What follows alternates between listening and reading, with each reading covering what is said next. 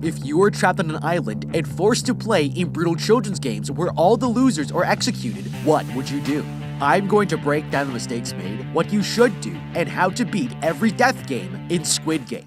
This guy is the unluckiest man in the world. Gi-yeon here has just gambled the last of his life savings on a horse track and manages to win 4 million won. Collecting the money from the teller, he runs out to spend his new hard-earned cash and steps outside to call his family with the good news. He's on top of the world, but that's when he notices a gang of loan sharks approaching him and realizes his luck has just run out. Panicking, he runs back inside to escape them but crashes into this woman and falls to the ground, now realizing that this pickpocket has just stolen all of his winnings. The loan sharks finally corner him in the restroom to collect his debt, but when he checks his pocket, he finds it slashed open and his money has disappeared. With nothing to collect, they force him to sign his contract with his own blood, promising to pay them back in 1 month. Depressed, the gambler sits on the subway bench to wait for the next train home, when this businessman comes over to talk to him. He asks if Gi-yeon here wants to play a game, and the gambler thinks he's just an annoying salesman, but then he opens his briefcase, revealing stacks of cash and 2 folded paper squares. The salesman invites him to play the Korean game Dakji, promising to give him 100,000 won every time he wins, but he'll have to pay the salesman if he loses. It's a ridiculous gamble, but with everything to gain, Gi-yeon decides he's in.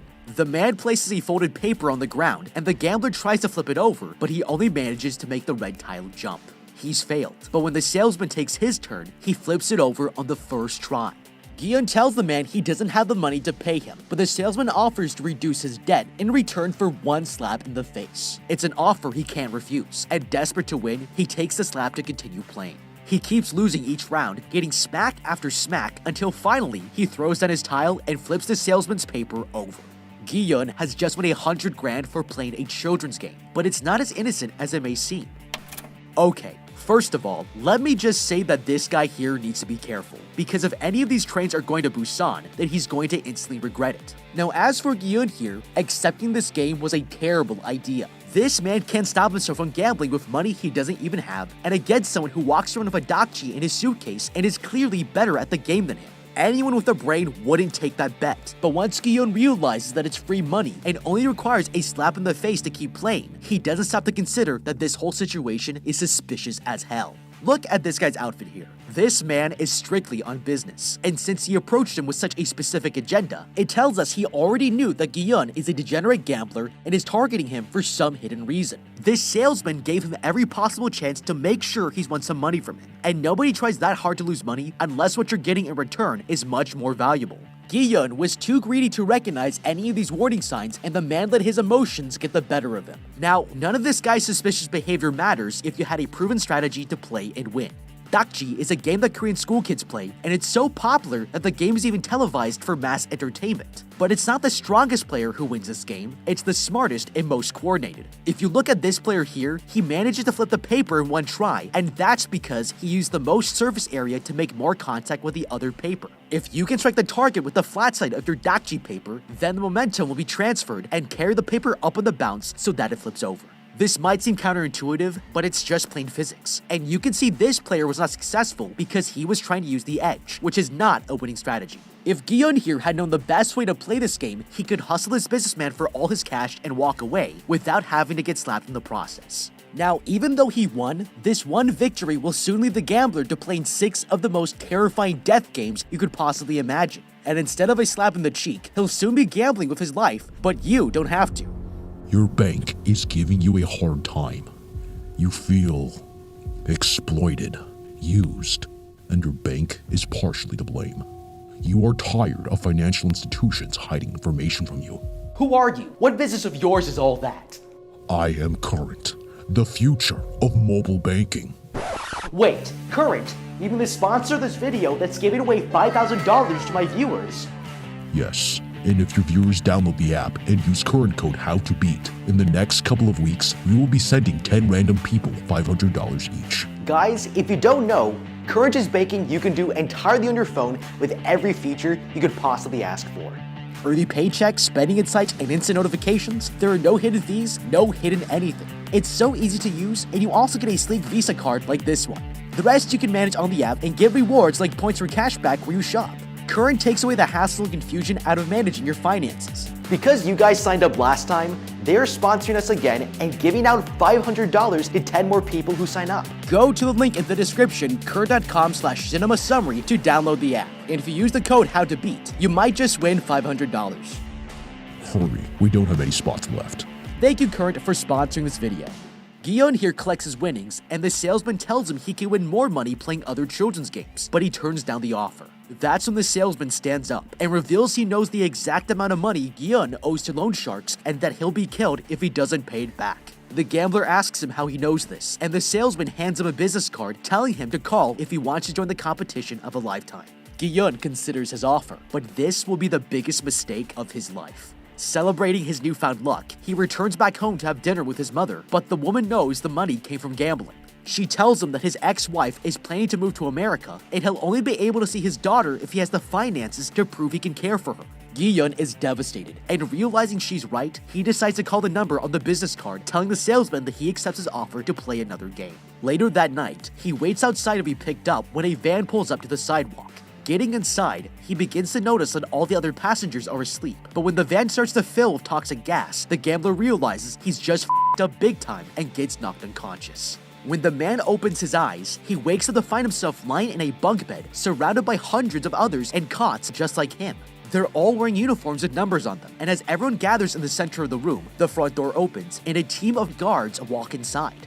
This man with a square mask tells them they will be playing in 6 different games, and those who make it through all 6 games will get a cash prize. This man demands to know why they were brought here, and the guard presses a button, playing a montage of several people being slapped. Everyone in this room is drowning in debt, and they've all been invited here to win enough money to pay it off. The players all line up to sign consent forms with 3 clauses, stating that they must keep on playing, that if they refuse to play, they'll be eliminated, and that the games can be ended if the majority of players agree to stop. Okay, there's nothing more dangerous than a room full of desperate people who have nothing to lose, and that's why the real threat are these players, not just the games. From the video that was played, we can see the Dakji salesman use the same trick on everybody, and they've only invited players who are willing to gamble money they don't have on a game they're unlikely to win. It's textbook psychological manipulation, and it proves this wasn't a game for cash. This was a test that everyone in the room passed, and now they know what we're willing to say yes to, which should scare the crap out of us. If we all agreed to play for more money, then we can be sure that the penalty for losing is going to be a lot worse than a few slaps. Now, if you pay close attention to the details of this place, you'll realize that Guillaume here is about to have a really shitty day, because this place looks like a death camp designed by IKEA and H&M. Even refugee camps don't stack their bunks 6 beds high, and everyone is given a uniform with a number instead of their name, so their identities have been stripped from them, and it's an immediate red flag that this is going to become a death game. If prison rules apply here, then there are 455 other people who might kill you to get ahead, and it won't matter what game we're playing. The best strategy right now is to lay low, stay quiet, and observe our surroundings to gain more information to make sure we have a competitive advantage. A key thing to notice here is that these guards have different shapes on their masks, but this could indicate different work roles. The circles could be workers, and the square mask could be a manager of some kind. Recognizing power is extremely important because it helps you behave accordingly, and pissing off the wrong person just might get you killed. Now, signing this contract is the cherry on top of the death game here, because after being drugged against your will and kidnapped, this whole enterprise is completely illegal, which means the contract can't be binding. This is designed to create the illusion of choice and keep you playing, even when things start getting really f***ed up. The fact that nobody here has realized this contract is meaningless tells us they aren't prepared for what's about to happen next. After being processed, they're all taken to their first game, entering an outdoor room with a massive clearing, and in front of them is a giant doll standing at the other end of the field. Guillaume here recognizes one of the players as his childhood friend Sang-woo, and walks up to say hello. Suddenly, the gates behind them lock shut, and the competitors are told they'll be playing the children's game Red Light, Green Light. Players must run to the finish line while the doll looks away, but if it looks back and catches them moving, they will be eliminated. They have only 5 minutes to cross the finish line, and with that, the game begins. The players start running across the field, but the doll suddenly announces red light before anyone expects it, and this player is caught completely off guard. It spots the man still trying to catch his balance, and a voice announces that he's eliminated. Suddenly, a gunshot rings out, and the player collapses to the ground, motionless. He's just been shot dead. And realizes they've been tricked into playing a death game, everyone starts running for the exits. But the doll is detecting every movement, and bullets start flying. By the time the shooting stops, over 100 people have been murdered, and the surviving players are left frozen in fear. The the doll turns its head back, announcing its green light, and the group starts moving again, determined to make it out of here alive. Using this guy like a shield, this girl cleverly falls behind another player to hide herself from the doll's sight. It's the same girl who stole the gambler's money earlier when he was running from the loan sharks, and without hesitation, she pulls the man down to launch herself ahead of the pack. Guion here tries to move forward, but he's grabbed by an injured player who begs him for help. One wrong move and he's going to get him shot. But luckily, the doll turns back around just in time, and he breaks out of the man's grip. There's now 1 minute left, and the players are finally starting to reach the finish line. The man is only a few meters away from beating this game, but just as he takes a step forward, he trips over a dead body. He's about to fall on the ground, but another player saves his life, holding him up until the doll announces green light. With only 3 seconds on the timer, Guion jumps through the air and finally makes it across the finish line. The remaining players who haven't crossed are all brutally shot to death, and the survivors look up to notice a massive roof close overhead. They have no idea they're on a private island in the middle of nowhere, and the only way out of here is to win. That's 1 game down with only 5 more to go. Okay, this is the most horrifying children's game I've ever seen, but 001 here is having the time of his life because he understands something that everyone else is too scared to realize. This game isn't just about speed, it's about how much ground you can cover with enough stability to freeze at any given moment. With this in mind, the best method here is to walk with feet flat on the ground and a wide stance so our center of gravity stays low and stable. This old man was born for this moment because he moved with a very stable gait, and it's the best example of how everyone here needs to walk if they want to make it out alive. Now, we can't afford to be frozen in shock like Guion here because there's a lot of ground for us to cover in a very short time. This room is designed to deceive you into thinking it's smaller than it is, but there's a trick we can use to gauge the distance so that we know how fast we need to walk to reach the finish line before the clock runs out. Taking advantage of parallax and anatomy, you can actually use your thumb to figure out the length of the field. The space between your eyes is about 1/10 the length of your arm. So if you stuck your thumb out, closing one eye after another, your thumb would appear to move 1/10 the distance as the guards are from where you're standing. You can actually try this right now by sticking your thumb out in front of you and closing one eye and then switching to the other eye to see your thumb move. If you do the math here, this trick tells us that we're at least 100 meters away. That means that this place is roughly the length of a soccer field. So if we want to make it across in 5 minutes, we can't afford to waste even 1 second. One of the biggest mistakes you can make here is looking at the doll instead of watching where you're placing your feet. It's important to remember that we aren't responding to visual cues here, we're listening for red light, green light. We can't risk tripping or accidentally losing our footing, so watching our feet helps us shut out unnecessary information so we can concentrate on stability while keeping our ears out for the signals. The next thing I would do is try to protect myself, and there's nothing more safe in a death game than finding a good old-fashioned meat shield. If we position ourselves behind another person, then it makes it much harder for the robot to detect any movement if we happen to flinch at a gunshot or react to another player dying close by. So walking behind someone is the best insurance we have to hide it. Now, the most dangerous element of this scenario is actually the other players trapped in here with us. We have to realize that we are extremely vulnerable to anyone who wants to kamikaze their way out of here. If you get pushed over, then they're taking you out with them, and it only takes one tiny movement to get you killed. So we'll need to stay far enough away from people that they can't interfere with their progress. The best way to do this is to position yourself along this wall. Natural human instinct is to seek comfort in crisis, and they might be drawn to the shade here, so to avoid the other players, I would use the sunny side of the wall instead. This also gives us another point of stability to help us stop in time, and we can make it to the finish line without getting killed. After the game, the guards come in to congratulate the survivors on passing and announce that 255 players were killed. It's a horrifying number, and afraid for her life, this woman steps forward begging the man to let her go home. Several other players join her in protest, but that's when this massive piggy bank drops down above them and starts to fill with more cash than they've ever seen in their lives. The survivors are shocked, and the masked man tells everyone that they have an opportunity to win 45.6 billion won, but if anyone leaves, then they won't get a single penny. With that, a voting machine is set up in front of them and they all cast their votes, but the majority of players agree to quit. The masked man tells them they can still come back if a majority agrees to compete again, and the players are sent back home. Now it turns out that every single one of them realizes their lives outside are much worse than they remember, and Guion here returns to keep playing, but they're all going to instantly regret it, because this next death game is even more screwed up than the last. The vans take them to the private island, where a team of workers dress them into their uniforms, and the players finally wake up back in the same place as if they never left. Later that night, Gion talks with his childhood friend and suggests they team up for the next game to increase their odds of winning. The man agrees it's wise to join forces, and spotting the player who rescued him last game, the gambler insists this man join them too. That's when the old man asks if he can also be a part of their team, and Gion happily accepts him into the group, but his friend is not happy he invited someone so old to join their team. The next morning, all the players are led into a new arena, and as they pour in, they find an oversized playground in front of them. A voice instructs them to line up in front of one of the 4 shapes on the walls, and their choices are a circle, triangle, star, and umbrella. That's when Sang-woo here has a flashback to his childhood and suddenly realizes what this game is, but the man doesn't tell anyone what he's just discovered. Gion here asks him if they should all choose the same shape, but he rejects the idea, suggesting they should split up to reduce the risk. Finally, the doors open as the announcer instructs them to take a case from the tables, and the players find a thin piece of hard sponge toffee with a shape in the middle. They'll have to use the needle to poke out the shape in 10 minutes, but if they crack it, they'll be executed.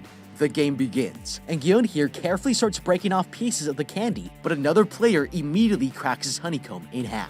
Without hesitation, the guard pulls out his pistol and shoots the man dead, making him the first casualty of this game. It starts a chain reaction, as more people are executed without mercy. Gion is sweating from the pressure. The umbrella is the hardest shape to cut, but suddenly the man has a revelation. Seeing the beads of sweat falling onto the candy, he realizes he might be able to melt it with his saliva from the bottom because the outline of the shape is thinner than the rest of the honeycomb. He starts to lick the toffee while other players begin to follow his lead, and with 12 seconds left on the clock, Gion desperately breaks apart his honeycomb, perfectly removing the umbrella from the mold. Despite all odds, he's won again. That's 2 games, with 4 more to go. Okay, this might seem easy, but if you pick the wrong shape in this game, you have an extremely low chance of surviving.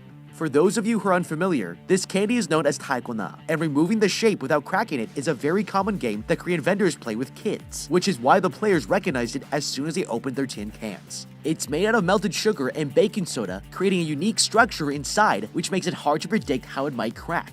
In fracture mechanics, this is known as strain energy, and when it releases, other microcracks start to spread, making it crumble more easily. That is exactly what makes this game so challenging, because as careful as you are, it just might make your candy crack on you without warning, and you'll be shot in the face. The more sharp angles there are in the shape, the more you are likely to break it, and that's why Gion here is completely screwed, because he chose an umbrella which has the most angles by far. This teammate here told everyone to split up to spread out the risk, but if you think about it, his suggestion is total bullshit. Spreading out just makes it harder for the group to work together, because they won't be facing the same problems. For this reason, I would have suggested that we all select the same shape so that whatever solutions we can find, we can all benefit from them and win.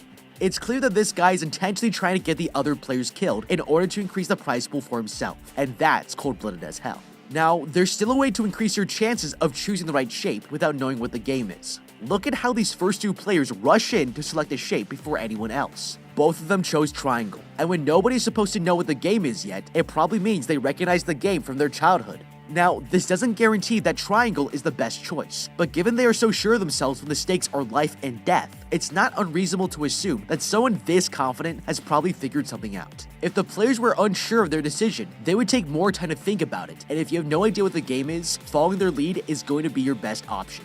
Now, if it just so happens that we get stuck with the worst shape possible, there's still hope here, because the rules never stated that you could only use the needle, and that opens up a lot more possibilities to win.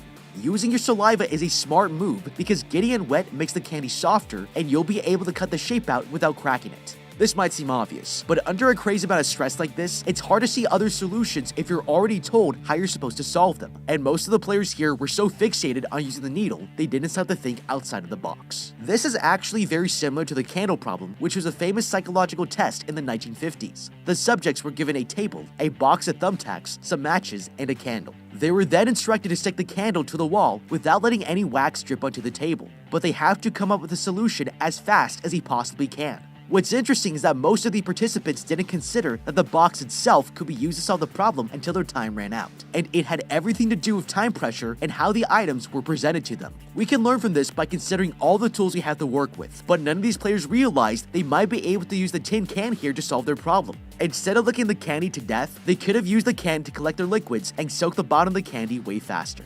All the players go back to the main room where the results of the second game are announced. 79 people were killed with 108 left standing, and that's now 34.8 billion won in the bank. Later, the players will gather for lunchtime, but when the last of them walk up to get food, they're shocked to find there's nothing left. Angry, the man yells at the guard for being unfair, but suddenly this girl stands up and points across the room, telling everyone that these players here cut the line to take seconds. The man walks up to the gangster and tries to pull the water out of his hand, but he's overpowered and the bottle shatters on the floor. Furious, this guy slaps him to the ground and starts beating him to death as the guards do nothing to stop him. All of a sudden, the scoreboard announces another player has died, and the total cash prize goes up by 100 million won.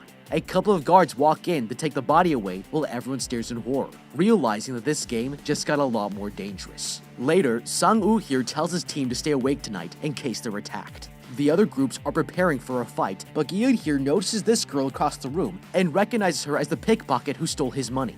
The man approaches and invites her to join the team, but she rejects his offer, insisting no one here can be trusted.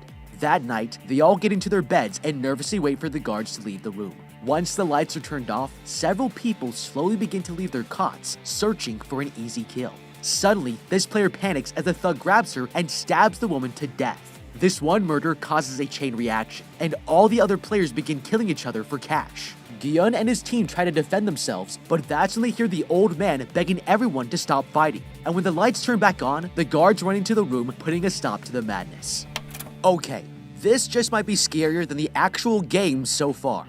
There are no rules or restrictions here, and when you're literally worth more dead than alive, everyone in this room has a motive to kill you. Now with that said, this is actually the best thing that could possibly happen. There were a total of 27 players who died in the chaos, and while those are better odds than any of the death games so far, this wipes out a lot of the competition that we would otherwise be facing in the next challenges. All we have to do is survive the night, and the other players can kill each other off for our direct benefit. The best strategy here is to run to the corner of the room and defend your position with a group of friends. This might seem counterintuitive, but when it's completely dark and you can't see who's coming for you, being cornered in like this leaves you with only 90 degrees of vulnerability. And that's much better than being in the middle of the room where you would have a full 360 degrees to be attacked from. If you don't have a group, then we should be hiding under one of the bunk beds as soon as the lights go out. The killers won't be able to look for anyone in hiding because it's too dark to see. So this just might be the only time I'll ever tell you that hiding under the bed is a good idea.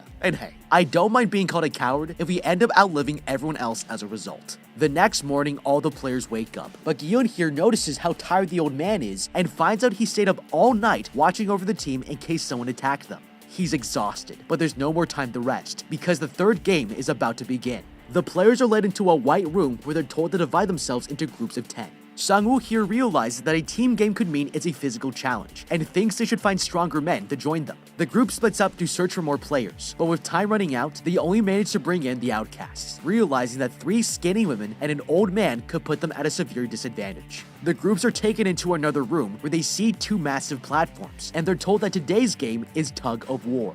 They'll need to pull on the rope until the other team falls off the platform to their deaths, and the guards draw lots to decide who will go first. When it's finally their turn, Gi-eun and his team stand up to see who they'll be facing, but find that their opponents are all stronger than them. They're completely outmatched, and know they won't be able to beat them with brute force. But as they ride the elevator up to the platform, the old man tells them he knows exactly how to win.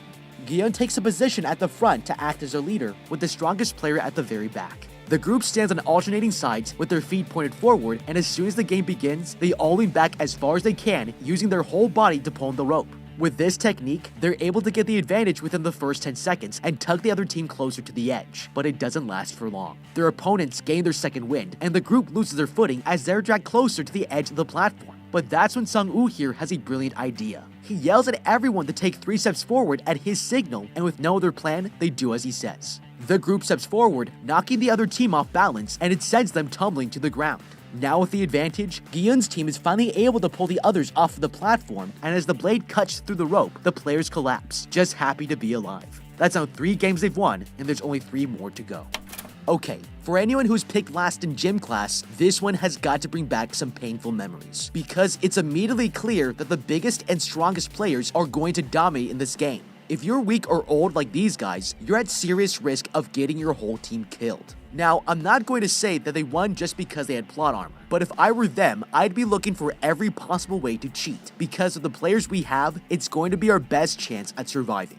Now, the truth is, this isn't just a children's game. Tug of war used to be in the Olympics from the years 1900 to 1920, and to this day, the International Olympics Committee still recognizes it as an official sport. If this seems like trivial information, I assure you it's not, because unlike silly children's games, an official sport has tons of rules, with governing bodies to make sure that the game is being played fairly. The reason this is important is because these rules are created to prevent teams from gaining an unfair competitive advantage. Now, if that doesn't put a smile on your face, then you're not paying attention. Because in a death game like this, unfair competitive advantages are everything we could possibly want to stay alive. In a death game, official sport rules are basically a gift-wrapped instruction manual for how to cheat and win, because the workers are not going to be holding a training camp on proper tug-of-war techniques, and there's no referee on this platform. If we know what the official rules are, then it's reasonable to assume that we can break them without getting punished for it. The first rule I would break is called locking.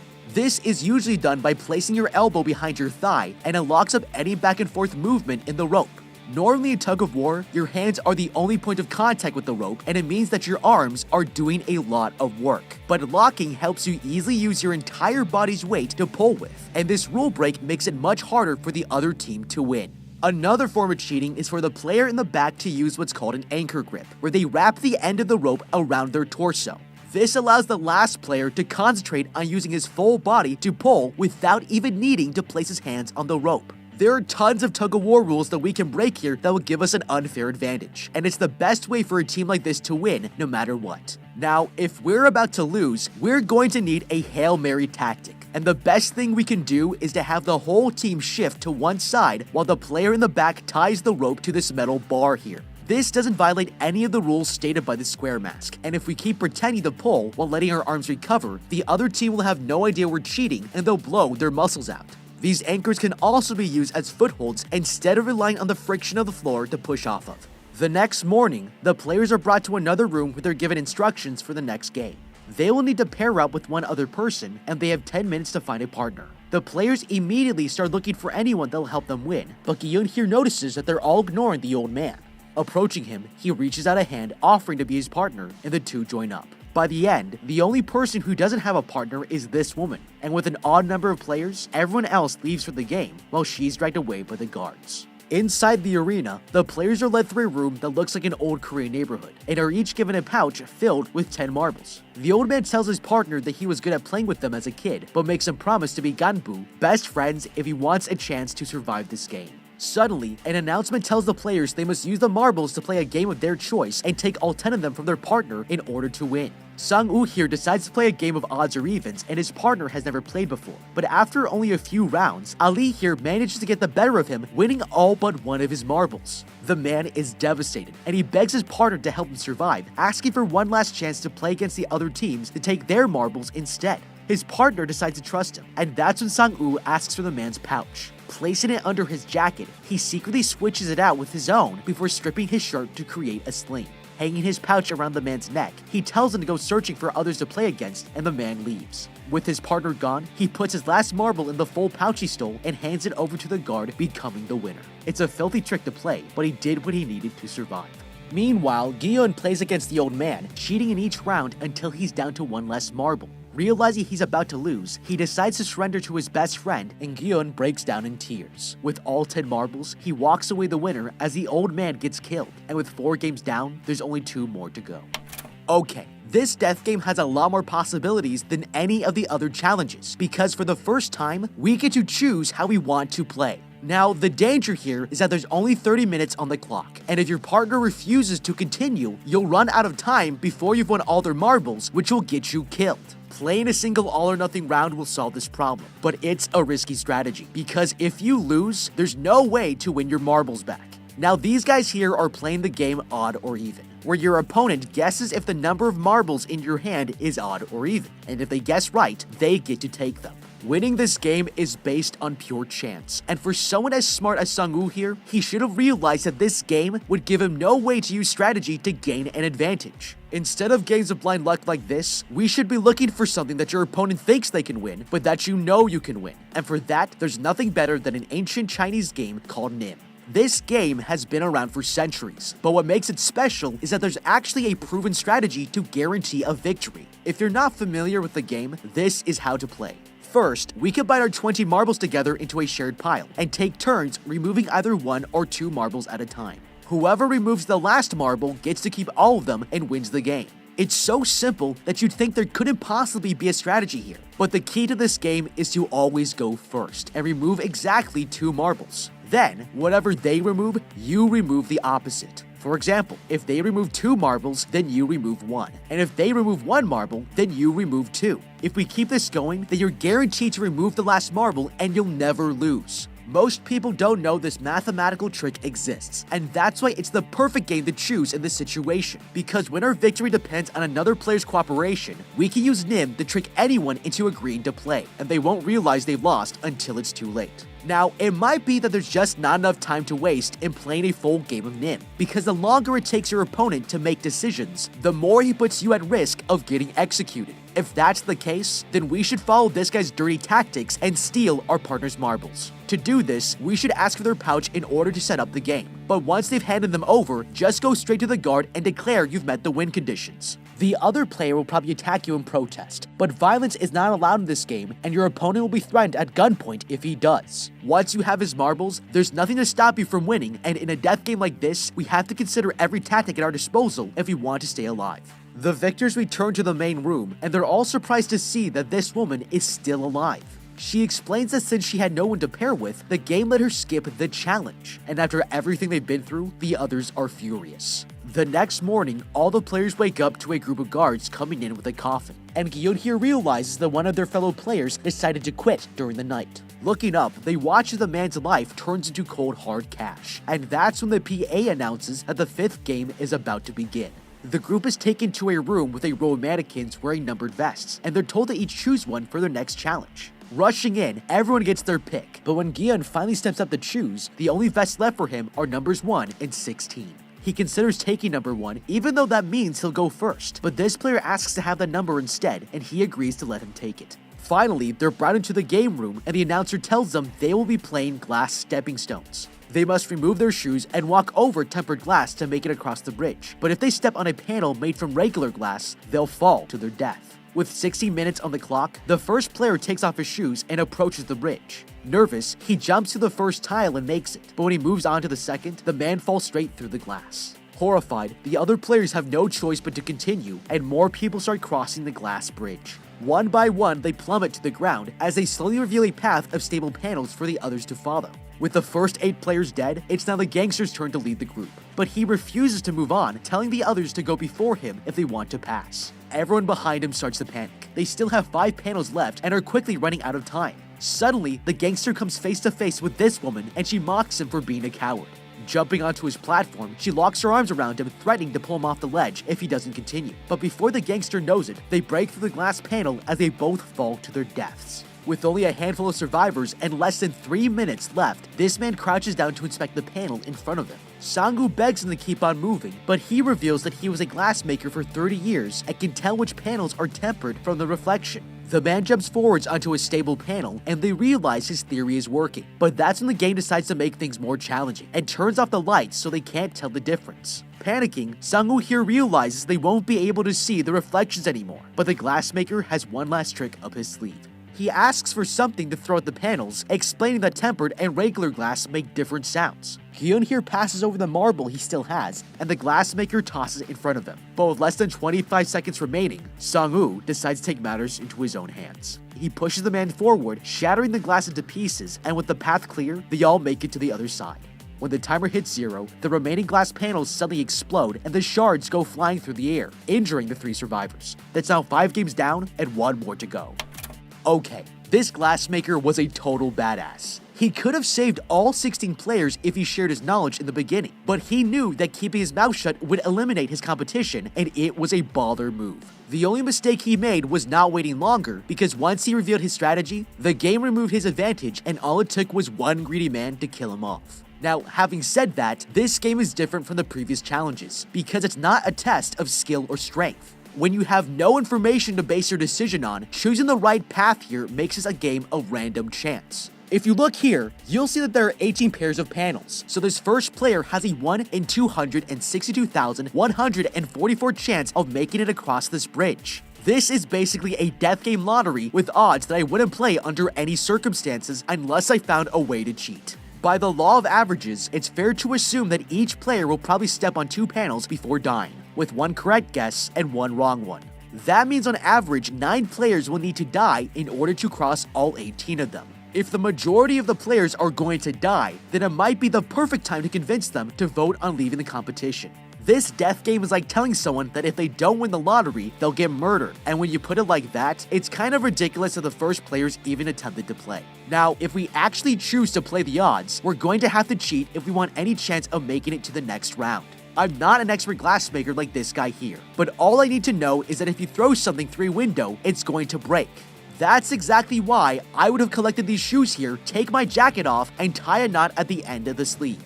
Then, place a bunch of shoes inside so that we can swing it in front of us to test if the glass will break or not. If it cracks, then I jump to the opposite panel and continue until I reach the end. If for some reason this method fails, we can also try walking on the metal bars here instead of the glass. Now this might be considered unacceptable to the game designers, but if someone doesn't try it, we'll never know if it's allowed or not. The only win condition for this challenge is to make it across the bridge, and we've already seen other games where the players are able to manipulate the rules to their advantage. If you remember in the last game, Sang-woo here tricked his teammate into giving him the marbles instead of playing for them. And when things get desperate, these are the kinds of tactics that we need to start using. If we don't test the boundaries of what's allowed in each and every game, then we might be missing out on some of the best strategies that will keep us alive for longer, and it's a terrible waste of an opportunity.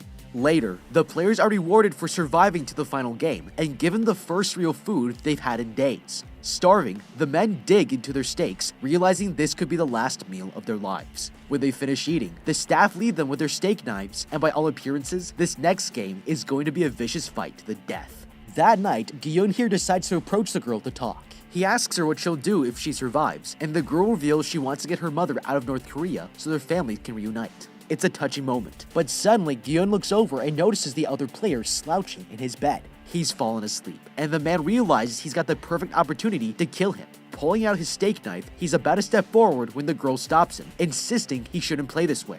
He hesitates, but the man knows she's right and puts the knife away. That's when he hears the girl gasping and turns around, shocked to find her leaning over in the bed, and realizes she was injured by the flying glass in the last game. Worried, he runs over to the front door and screams at the staff to treat her wounds. To his surprise, the lights suddenly turn on as the workers enter the room carrying a coffin, but they aren't here to help. Gi-yeon looks behind him and sees Sang-woo standing over the girl's bed, and his knife is soaked in her blood. Furious, Gi-yeon goes to attack him, but a guard intervenes, shoving the player to the ground, and as he screams in fury, the coffin closes over the woman's body, leaving the final 2 players left with one last game. Okay, this was devastating, but we all should have seen it coming. Sang-woo here has managed to stay alive because he's the most cold-blooded player in the game, but that's why he was 100% correct to kill this woman. He realized that with 3 players left, there was a huge risk that if the others banded together, they would have a majority. Using the 3rd clause of the contract, this will let them force a vote to quit the game, and he wouldn't be able to stop them. If it were me, I wouldn't let that happen under any circumstances because we've come way too far to give up now. That's why he took matters into his own hands before it got that far, and it was a brilliant move to make. Now to be fair, this girl was already bleeding out, and was simply not strong enough to compete in the next game. Her only options were to kill the men during the night, or to force a vote and return back to the mainland. Both of these benefit nobody but herself, and Gi-yeon here seems to keep forgetting that he's a finalist in a f***ing death game. Sang-woo just did him a huge favor and wiped out 33% of the competition, so as heartless and cold-blooded as it was, the man did exactly what he had to do. The 2 men are taken to a corridor where they're told a coin will be flipped to decide who will be defending or attacking. Picking triangle, Gi-yeon here wins the toss and chooses to play offense before the players are finally told that for the last round, they will be playing Squid Game. As the attacker, Gi-yeon must enter the squid-shaped court and tap his foot inside a circle on the other end to win. The defender wins if he manages to toss the attacker out of the court, but any kind of violence is allowed, and the last person standing will be the winner. Suddenly, the sky goes dark and it starts to rain as the 2 players take their positions. Determined to get vengeance for the girl, Gi-yeon here walks towards his childhood friend and starts swinging his knife, but the other player manages to get him in a chokehold. The two men go at it, and as the players get locked into a wrestling match, his opponent picks up his knife before stabbing Gi-hun deep into the thigh. He kicks the other player away from him, but with his injuries, he can barely defend himself. The man walks up to him and tries to end his life, but Gi-hun won't give up, catching the knife at the last second and bites his ankle, forcing the man to back off. Exhausted, he climbs over his friend and beats him into the ground. Song-woo is too weak to continue, and even though he has the perfect opportunity to kill him, Gi-hun spares his life. Getting onto his feet, he asks the guard about clause number 3, and if they are still allowed to end the game if both players agree to quit. He then offers a hand to his friend, telling him they can both go home, but the man decides to sacrifice himself, letting Gi-hun win by default. He's completed all 6 games and earned 45 billion won, but has just lost his friend in the process. Okay, Song-woo took the honorable way out, but to be fair, this guy had it coming to him because he was just about the worst childhood friend you could ever ask for. First of all, he tricked Gi-hun into picking an umbrella in the second game, knowing that it might get him killed. And he also stole his other teammates' marbles, which was downright disrespectful. Now, having said that, we cannot get emotional like Gi-hun here, because this kind of behavior will backfire on you quickly. He's furious that Song-woo killed the girl, but it's distracting him from his priorities of staying alive and finding strategies to win this last game. Now, if the man had kept his cool, he would have noticed that on the walls of the room were images that told him exactly what the next game would be. These pictures have been here the whole time. And if Gi-hun had noticed this drawing of the Squid Game court with only 2 players inside, with that kind of evidence, all you need to know is how to play Squid Game to figure out what tactics will give us our best chance to win. So let's break down how this game actually works. First, there are 2 sides, an offense and a defense. The attacking players begin the game by trying to run across the court here while the defender tries to stop them. If they succeed, the game enters stage 2, and the attacker must run through this narrow gap and break the defense, but only wins by tapping his foot on this tiny space. Lastly, if he gets pushed out of bounds by the defender, then he loses. Now that you know the rules, imagine if you're the attacker trying to run through this gap. Except this time, the defending player here is holding out a steak knife. This is why choosing to play offense is a terrible strategy, because they're actually not playing Squid Game at all. They're playing a new game called Kill Your Childhood Friend. The fact that they are both given steak knives completely changes how we should be thinking about this. To put it another way, if sumo wrestlers were allowed to use steak knives in competition, they would have to completely change their regular strategies in how to play and win. In this scenario, Gi-hun has to make it through this tiny opening without getting stabbed, but all Song-woo has to do is push him out of the court or kill him. Choosing the defender is going to give you a better chance to win, because the knife makes it almost impossible to enter the gap without getting seriously injured. If I were him, I would even try standing where the opponent is supposed to tap his foot. This lures the attacker closer to the edges of the court here, and we might be able to throw him out of bounds to win the game. It doesn't require nearly as much energy, agility, or endurance as the offensive player needs to have, and that's why Gi-hun made the worst possible choice. Now, this is not the only mistake that he made, because even while the game was being played, he was so caught up in gaining revenge that he completely forgot the main objective. This man had several opportunities to run through the gap and tap his foot on the circle to win, but he completely ignored it and continued fighting. It's the same problem he had at the beginning with the Dakji player, because when he finally won and flipped the paper, he was so caught up with his emotions that he wanted to return the slap and forgot that he was playing for 100,000 won. It's Gi-hun's worst character flaw, and it nearly cost him his life. He's taken back to the mainland and dumped on a sidewalk with a special debit card as a reward. When he puts it into an ATM, he discovers it's full of the prize money from the death game. 1 year later, Gi-hun here is miserable and hasn't touched any of the money he won. But as he's sitting on a riverbank, a woman asks him to buy one of her flowers before they wilt. He pays for a single rose and she gives it to him, but then he discovers an envelope was attached to it with a pink ribbon. Opening it, he finds out it's a Squid Game business card for the old man, inviting him to a reunion in the city. Going to the address, he enters his building and is shocked to find the old man lying in a gurney.